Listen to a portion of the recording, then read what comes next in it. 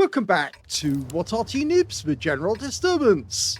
This is a Tiger 1. It's a Tier 7 German heavy tank. It's located on the southwest spawn of Live Oaks, and this one is under the command of Luna Kablakovic. And he sent us in 2 replays featuring the Tiger 1. So let's see how he gets on in this battle. Let's show this Noobs boss, huh? Okay, off we go. Well, armed with the 88mm main gun, it's capable of doing 280 alpha and 203mm of pen and 1,000 meters per second velocity. With the premium rounds, the APCR, it's capable of 237mm of penetration. Now this is the tank a lot of players actually came into the game to play.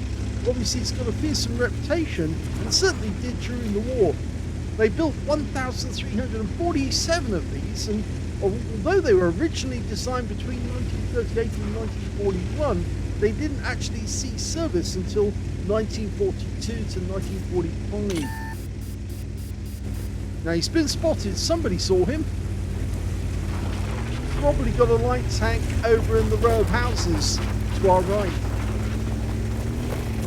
Standard reload on this tank is 8.02 seconds, and Luna has got a reload of 6.17.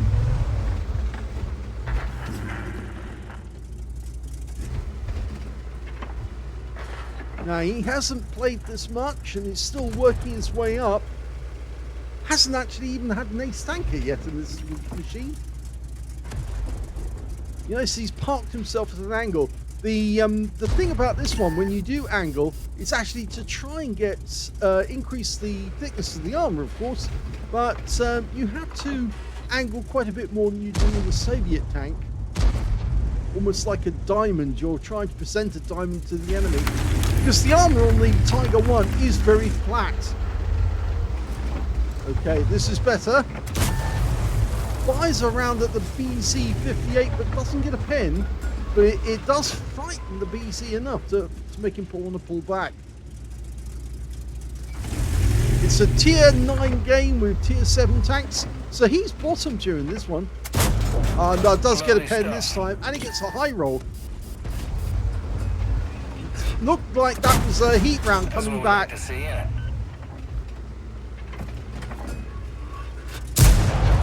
Beautiful hit. More of that, please. Yeah, he's getting definitely good hits. And ow, that's what I was expecting. Truck's up and running again. The projectile is really dangerous. What's left of it? Well, the BZ-58's gone, but that projectile is still there. And we took a massive hit from that guy. Still angled to the target. Goes for the engine bay and gets it, but he gets a low roll. That guy's still pointing towards us. We get the lower plate this time, and it's a high roll. Oh, that was expensive. 417. We're down to half our hit points. Okay, the Object 430 is moving up.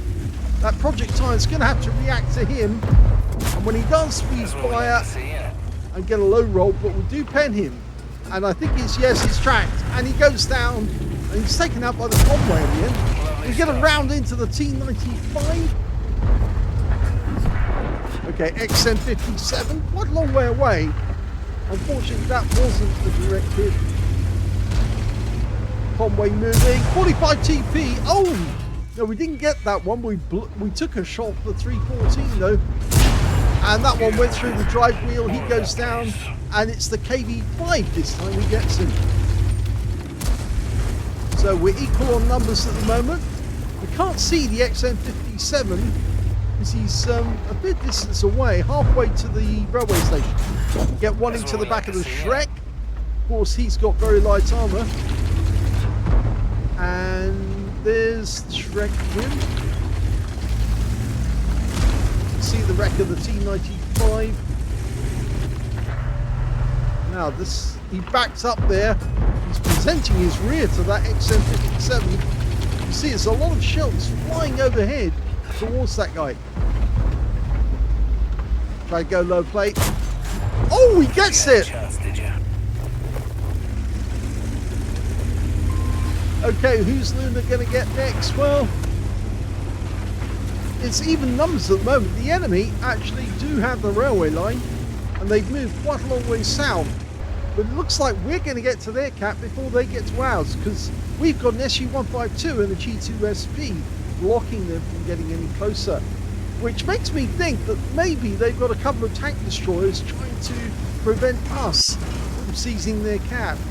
And they're sitting along the railway line. We can see hit points are coming off some of our teammates actually at this moment. And the Tiger 2 just went down. Now the Tiger 2, they actually built 492 of those, so not as many as they built the Tiger 1. The gun is the 88mm or 8.8 centimeter KWK 36 L56.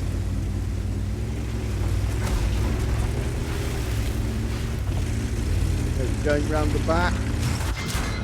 Oh, unfortunately we took a round from the Shrek, and that's really brought us down to critical hit points now. The Shrek does go down though.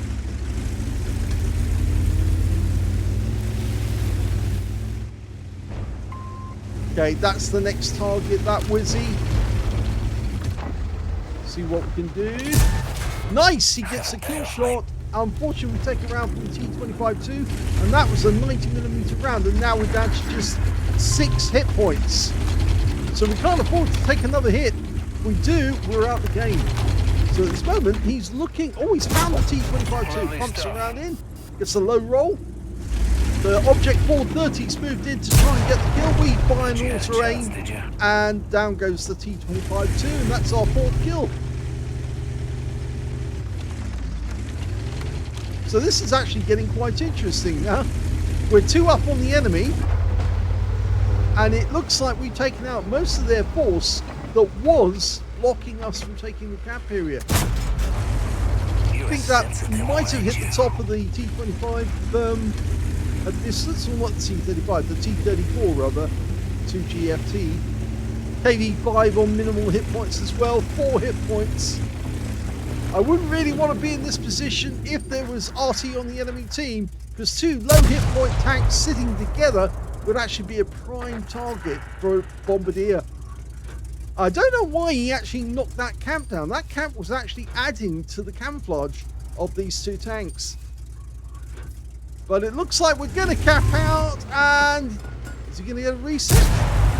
Well, he captured, and then he got the reset to try and get this kill. Oh, his teammate's gone down, so we didn't get the capture. And now we're trying to take out the KV3. And he does! And that's the end of the game. It's a victory.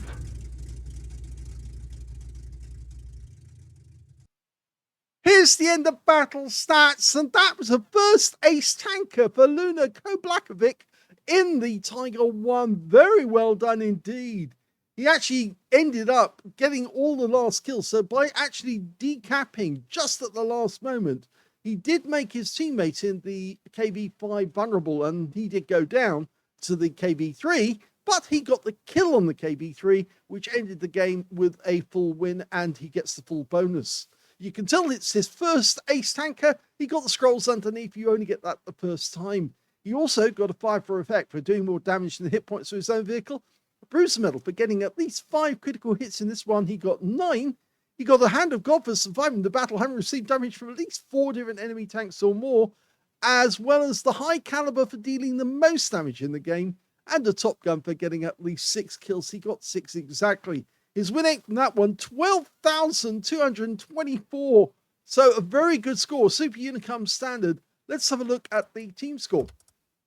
Well, the highest damage was 4,247 hit points. Second highest turned out to be the XM57 on the enemy team, who got 3,212. And the third highest, well, that was the G2SP on our team with 3,204. When it came to kills, he had the highest number of those, 6 kills. 3 kills went to the T29, 2 kills went to the Conway, the KV5, And on the enemy team, the T-34-3 and the T-25-2, as well as the KV-3 on the enemy team, who got a defender medal by resetting the cap. Yes, he reset the KV-5 and killed him. And then we used the KV-5 as cover whilst we killed the KV-3. Interesting. And when it came to base XP, he got the highest on that as well. 1,754, the highest base. 1,075 went to the G2SP. 1,002 went to the Object 430. He also picked up a Spartan and a steel wall out of that game as well. The KV-3, as I said, got the defender. So 3 players managed to get over 1,000 base in that game, and it was Luna who managed to get the highest score of all. He fired 26 rounds. You actually carry 72 rounds total ammunition, so he really didn't break a sweat. 21 direct hits on the enemy, 19 penetrations, 4,247 hit points of damage, of which 621 were at more than 300 meters. So most of the damage done at close range. 5 hits received from the enemy, all 5 were penetrations. The armor on the Tiger 1 isn't that great, I'm afraid. If you know where to shoot, you can get the shells through. And a lot of the players who are actually shooting at us were using premium rounds to get through the armor anyway. And unfortunately, he did take a lot of hits. This thing is a very vulnerable tank. 2 enemy vehicles spotted, 10 enemy vehicles damaged, 6 killed, and he did 772 hit points of damage assistance and 9 capture points while he was sitting in the cap right at the end of the game. The 772 is spotting assist, actually, I think, or it may have been damage assist anyway. On a premium count, he actually made 26,996 credits profit, and that includes a 50,370 ammunition resupply.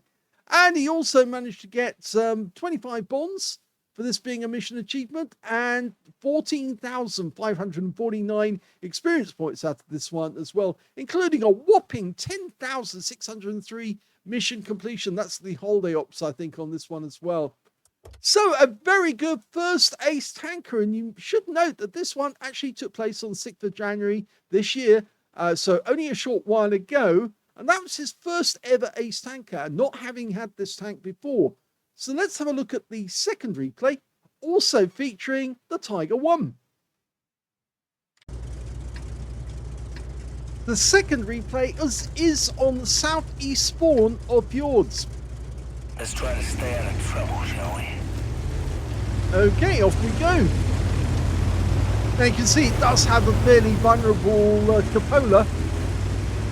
All the Tigers did. But it's actually the flat parts of the metal is where it's easiest to get a penetration. That, of course, of the driver's port and the machine gun port. Okay. Your assistance has been requested. Platoon created. Now, I can tell you that this replay has actually been submitted to Steve Walsh for his Guess the Win 8 competition. As you know, he's now doing a video or series of videos featuring replays that have been submitted to him, and he tries to guess the win 8 of the player and of course their win rate as well, to see if he can work out from the replay how good they really are. Now, I've actually seen Luna's actual skill, so I know how good he is. That's what we like to see, yeah. And you can see how he's backing up here, third person view. Good call. Who am He I? went into this little corner because it's actually a lot easier to defend, and he can angle from this point. Now, FB201, British heavy tank. Oh, now, that was a little unhelpful nudge. In this game, we're tier 7, so we're top tier. Tier 7 game, rather, tier 5 tanks in it. Chit-chat. Easily get through the front armor on the FB. Oh, no, that one didn't, Pen, because it got the wrong angle.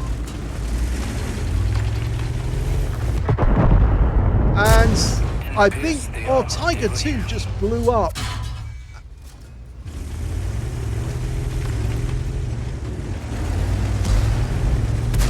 Okay, he's backing off, letting these guys go forward. I think he wants to cover this corner, that's why he pulled back in here. and he's going to try and side scrape off this corner. Might be easier for the M6 to pull back. There's a T29 behind us on the enemy team. Nope, didn't get that one through. And that T29 could be headed this way. Our AMX CLC's turned around and is addressing that T29. We've got a Super Hellcat looking at him as well, but he could be quite dangerous. Get one into the lower plate of the KV1, and oh my gun! Now that's a Churchill gun carriage. That's a nice hit. And that one's gone down. Actually, it's a Churchill gun carrier, I should say. Actually, more than a gun carriage. And I don't think we want to meet the KV2, not at this point. KV1, yes, we can easily defend the KV1. We can take a shell into the KV2, and they're turning the wreck of that gun carriage into a position where they can use it as cover. Yeah, the M6 is still sniping. KV1 firing HE rounds at us now, and KV2 trying to get a shot on us, fails to do so, and he actually fired an AP round at us. Okay, pumps one into the SU-100, good shot, low roll. Okay, KV1, yes, gets it this time, gets the right angle on the lower plate. Can do the same to the SU-100. We're now being hit by the Bishop, so he must be fairly close. He must be somewhere in E4 or thereabouts to be getting shots like this at the moment. Might get the turret there. Yep, we got him. Now, SU-100. Yep, gets the lower plate and a high roll. KV2. We can take him out with one shot. Might be better off getting the SU-100 though. Bishop has stopped shooting at us for the moment. That may be a big mistake though. Here he's firing again. Just misses us. He's going after our teammates, the M6 instead. Ow, that's the Bishop. Okay, the SU-100 M1 is now one shot. I've got an angle on him. No, KV2. Gone. Nice shot. Okay, Bishop again, takes a hit. Goes in, kills the SU-100. Okay, so we're 2 tanks down at the moment. Moving to cover your flank. They do have a hit point advantage. You can see the shells are coming in from the other side of the map. So it's the F3 is the place where those shells are coming from. Takes down the T29 with one shot. That's his 5th kill. And the enemy was camping for a brief moment, but they've stopped doing so now, and I think that's because they're worried that we're coming back to deal some damage to them. 3 enemy tanks around our camp area. In fact, our teammates have just gone down in that area. Can we get a shot? Oh, just over the top of the Stug. And look, he's going up onto the peninsula, which may be a bad move, because he's out the game now. That's the Top Gun.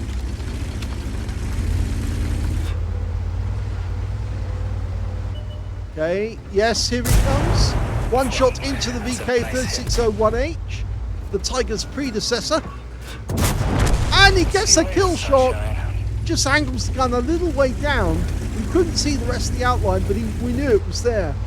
And that means now there's only the Covenanter over here, and now we've got 7 kills. We're one short of getting a Radley Waters. Remember, this guy only got his first ace tanker yesterday, according to this replay, and now he's going for a Radley's. Okay, M44 in the distance, misses it. Can he get a kill? Tried to go for the Amarak. Of course, he knows where the shells are. The Covenanter is firing into our side, and that's the kill. That's his Radley's. Now, Covenanter, finish him off. HE round. No, he didn't use an HE. He was actually using standard AP. But the Covenanter made a big mistake there, and he does go down. So that's now 9 kills. He's one short of getting the Paul's medal, and there's the bishop. It's a trap done for. So we can see where the bishop is now. 2 enemies remaining. Excuse me. A leopard and a bishop. I don't think either of those are really a problem because they're both tier 5. In fact, the only problem is that the leopard might be able to run away from us. The bishop can't. He just hasn't got the speed. All he's got, though, is the ability to plaster us with rounds very, very quickly. He did take quite a few hit points off us when we were on that corner on the South Pass. And, ooh, he missed with that one. He won't miss with the next one. But we won't miss either. That's through the gun shield. He did get a hit, but this will be his last. And he goes down to the M6. We're one short of getting a Pools medal, and this guy, the M6, takes out this guy, which would have been the last kill of his Pools. So the M6 has just actually done the dirty on us. He shouldn't have done that. He knew what was going on. You can see the amount of damage on the front of this Tiger. We must find the leopard now and kill him to get the Pools. I think Luna's message to the M6 is more sarcastic than anything, because of course he knew that he was up for it. And here is the leopard. He's an AFK. Beautiful. Now the M6 needs to leave this guy alone so we can get the kill shot. Lovely stuff. One more. M6 is just coming up. And that is a Pools medal. What's left of it? And his gun's up. Very well played. Here's the end of battle stats, and that was another ace tanker game for Luna Blakovic in the Tiger 1.